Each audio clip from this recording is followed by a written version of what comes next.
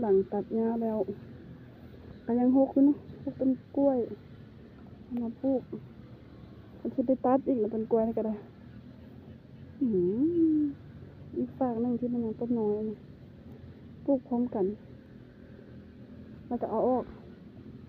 สภาพน้ำเพิ่มมาสิต้นมะพร้าวเป็นพยาน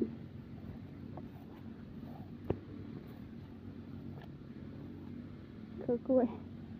คือชอบคนมาตัดต้นกล้วยอีกแล้วตัดกึ่งลงน้ำบอกเลยว่าตัดทิ่มต้นมะพร้าวมันเป็นจังไหนทางพุ่นกระดานตัดหญ้า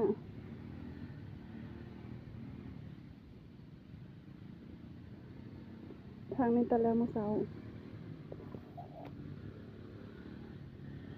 ส่วนพอน้ำรุดขาด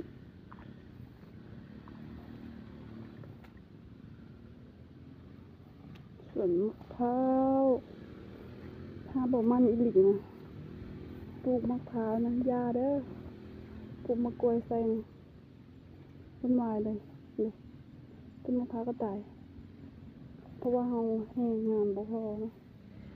แห้งงานแห้งแบบบ่ถึง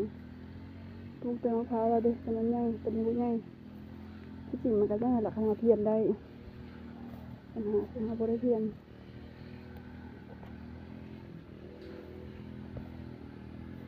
ตัดหญ้าอนามัยอีกแล้วหากระเด็ดแป้นหาตัดส้นเดือน6เดือน7นี่กี้นะ7ละเทื่อแท้ๆ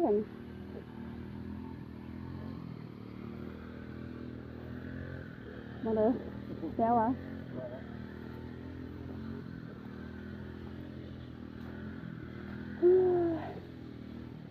นักปีฮะเป็นนักปีปะหน